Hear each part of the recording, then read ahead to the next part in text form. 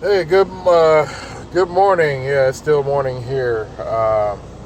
I'm at the border town of Otay Mesa, also known as San Diego. I'm at the port city of it. I'm here at the Colombian export facility, which is such a small spot, as you guys can see. I'm here waiting on a load to come across the border from Mexico. Actually, that load is gonna.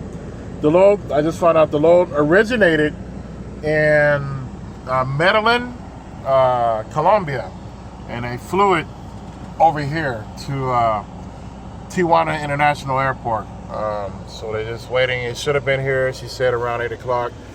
I came from Ontario, California to pick this load up. Thinking that it was going to be easy, but it's never easy. I mean, I'm always down here. I should already know, but I was told that, hey, the load's already there. They arrived. They crossed the border with it. It's been inspected. So when you get there, it should be a quick in and out.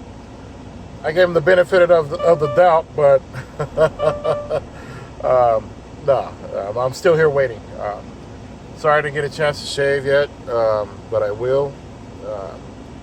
Got lazy. And the water here is pretty dry. I mean, it's pretty hard. I did this time.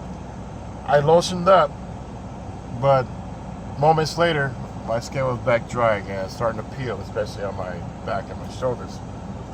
So, yeah, it's Friday. TGIF for some of you guys, but for us, never, just another day of the week. So, yeah, I'm at the Colombian export facility. From what I'm told, it's not a heavy load that I'm going to be taking back, but never believe what they tell you, because every time I leave from here, I'm always heavy. Just luckily for us, there's a pilot up the road there, and then there's another makeshift truck stop that has a scale, but I always go to the pilot. I always go to a name brand truck stop, because their scales are cat scales. So, and that's what the DOT, their scales are, made by cat scale too. So yeah, I just wanted to share this stuff with you guys. So yeah, I'm here at the border, waiting to get loaded. Well, that didn't sound right. Waiting to get my trailer loaded. I don't do drugs, but yeah. This place is extremely tight to maneuver. As you guys can see how close it is. This place seemed like it was made for box trucks only, which they do a lot of domestic transports here. Those guys had to drop their trailers when they backed into their doors, for the simple fact, once you come in through that driveway over there, you got no room for trucks our size to maneuver at whatsoever. I mean, trust me when I say whatsoever. Yeah, so yeah, there's the name of this place. It's called the Colombian Export Group. Yeah, I asked the lady on the inside, I was like, is that just a fictitious name, or are you guys actually from Colombia? She's like, oh, see, yeah. We're from Medellin, Colombia. I don't know if I pronounced that right, but yeah, that's where their headquarters is. So yeah, she's like, oh yeah, this building here has been here for 30 years. I'm like, 30 years, and y'all still can't get room enough to have trucks for us to maneuver? She's like, oh, at first it was just all these small trucks, but now we're expanding, we're growing, get more customers, and then we got guys like you come in and your trailers are too long, 53 feet.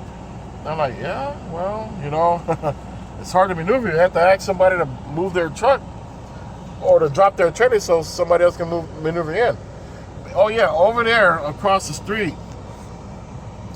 that's one of their other sister companies that I guess the husband is or the brother or something. She was giving me a whole history. They damn man, yeah, they're in the market of transporting like beams and all that stuff. So all these buildings that you guys see getting put up, the product is coming from across the border. And right here, I'm sure you guys are familiar with the name. For all you guys that eat tacos and all that stuff, that's where they bring it across the border and they store it here to be shipped out throughout, the Western United States. So yeah, I mean, yeah, this is a very important port city. San Diego, Nogales, Arizona, Calexico, Mexicali, East San Ysidro, all of those places are very important for the United States. The commerce, very important, because all that stuff that you guys are eating or buying at these stores, guess where all that stuff is coming from? They come across these border cities, just to get shipped and distributed out to the rest of the United States. As far as up to San Bernardino, Ontario, which is where I just came from, excuse me, all of Southern California pretty much is import, export, distribution, a great big distribution center. You got stuff that being shipped in by ships. Oh man, okay, now they started. I thought I got hit and I'm already parked. Yeah, so yeah, the trade is always good. You see this guy, he already got out and measured. He's far away from that guy's mirror. It's all textbook. Now he's gonna get out. Now that guy couldn't even wait. He was right on that boy's booty. Now what that guy's gonna do, he's gonna go back across the border, swap that raggedy ass trailer right here, swap it out with another preloaded trailer, and bring more product back here. That's coming from South America, Central America, and all points in Mexico. Yeah, she's gave me a whole history of how they do, what their operations are consist of or based on, which I already knew some of it. But yeah, I asked her, do they even weigh those loads before they come across the border? She's like, no sir, they just load them and ship them out, and then that's up for you guys to weigh them before you leave here, and if they overweight, bring them back. But as you can see, bringing them back so they can fix the loads, the trailers, is a hassle because this place is very small. So yeah, I mean, tight maneuvers, you gotta have a day cab truck like this guy. Now that guy right there is lucky. He has a day cab. He can blindside, he can do whatever. We can blindside too, but we have a high risk of taking out somebody's hood, mirrors, or what have you. And plus, companies pretty much frown on you if you try to do a blindside backing. Blindside means you're going to back in from the passenger side. Always back in from the driver's side, because one, we can see, and two, you're supposed to get out and look. A lot of people don't do that. They like to be hot dogs, Joe Cools or whatnot. So yeah, thought I'd just give you guys a little history of how it is when and how important Mexico is to the United States and all countries south of the border. How important they are to our great nation. Without them, half of America be starving, because there's a lot of us that love foreign foods. Don't say you don't, because all you guys like Taco Bell. You guys like to buy those tostado chips, So yeah, stuff like that. California, Arizona, and Texas, those three states are border states.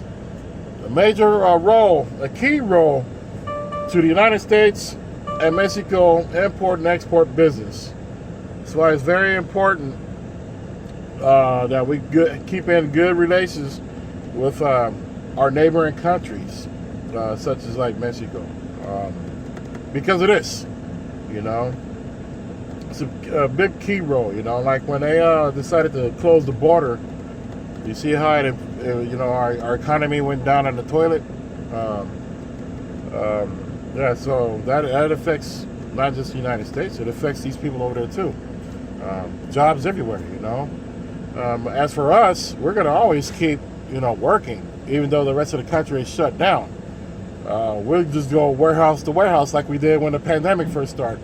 DC to DC is what I was doing. Still working. They got to get their product shipped out and staged at these warehouses. So that's what we were doing. And then when the country reopened, okay, all the businesses say, hey man, we need our stuff. Bring these trucks, ship on, ship on. So there you go. That's see the chain reaction. I'm trying to explain to you guys how it works. For some of you guys to say, the hell with Mexico. Yeah, the hell with nothing. You believe it or not, there are more Americans crossing the border now than ever. The border is still partially closed, for essential workers because of the pandemic still. But, when it's open, doing its normal functioning, there's more Americans living over across the border, especially in Rosarito, Tijuana, Mazatlan, La Paz, Guaymas, even down there in Chihuahua. You got a lot of Americans over there. But we call them expats, and I'm considering being one too. Good example. I gave you a very good example. Okay, 3-bedroom, 2-bathroom, 2-car garage. What's the square footage I got? 1,800 square foot. Okay, and it's stucco. I really don't like stucco, but I had no choice. That house went for $295,000. Okay. Lucky, I got approved. Good, I got it. Nothing in it. Now over there, I have a friend. He and his family got the same kind of house, right? Same kind of house. Guess how much his mortgage is? Guess how much the house itself cost?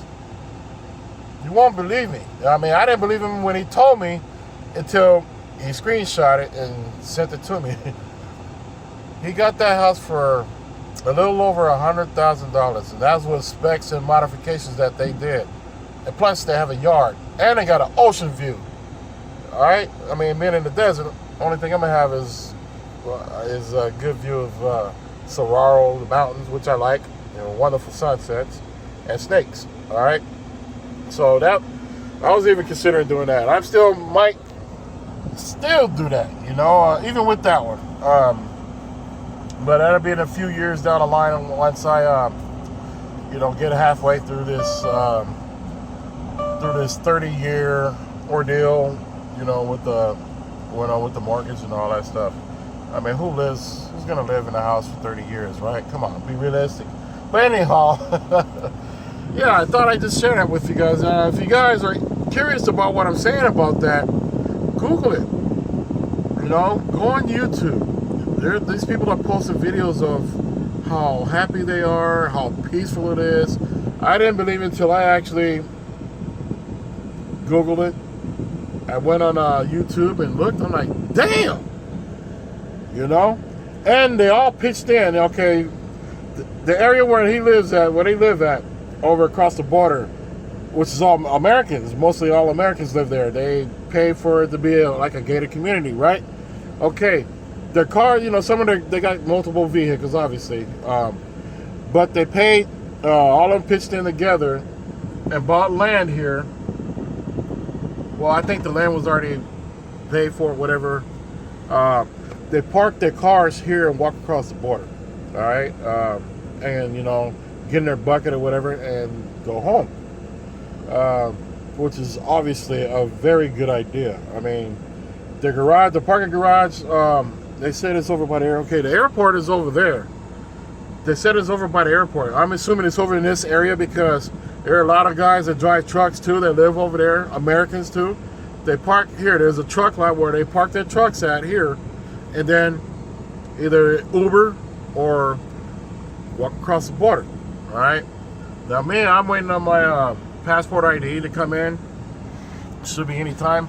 But since this pandemic started, they're in a backlog of processing everybody's apps and all that stuff. So,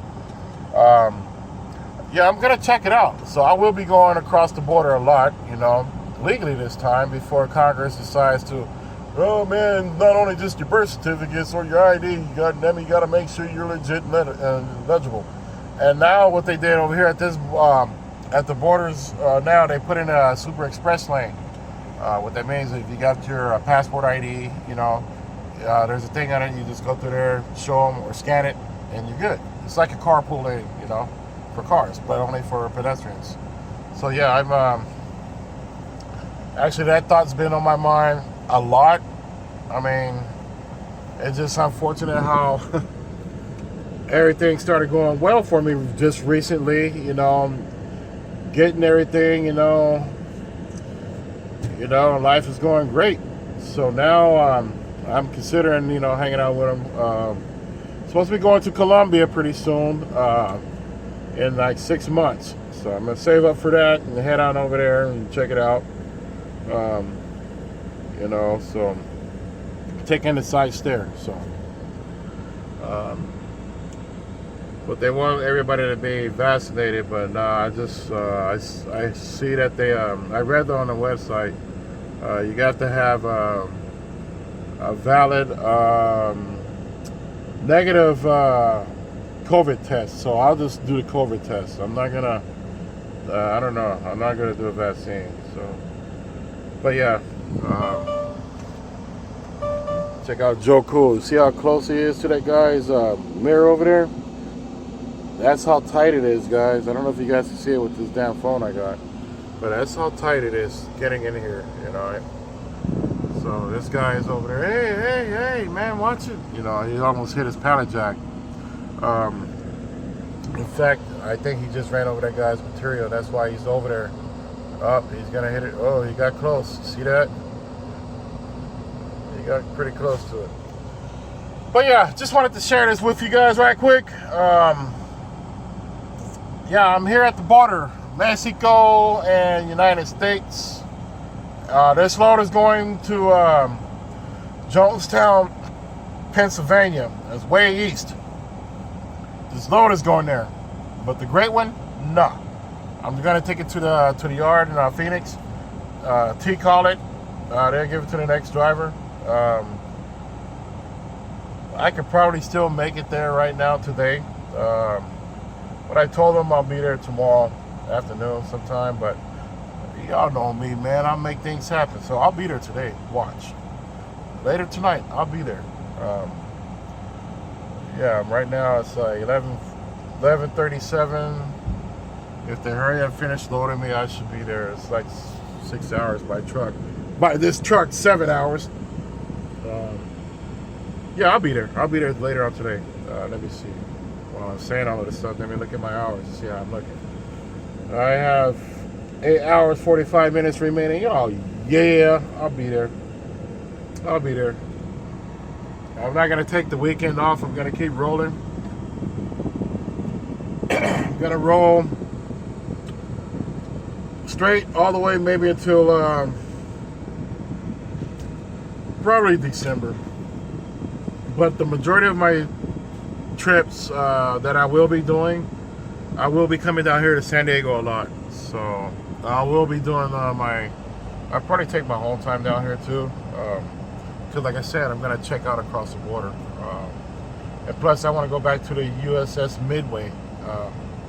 Go down there, hang out. I got buddies that they own their own hotels. I'm going to, I got a room already. So gotta be the great one for that, but yeah, I got a room already, so screw that $125 a night thing. So yeah, so I'll do that. On that note, guys, I just wanted to share this stuff with you guys. You guys have a great Friday, and be safe out there, and have a wonderful, wonderful, wonderful weekend. You got anything you want to say? Hello, are you awake?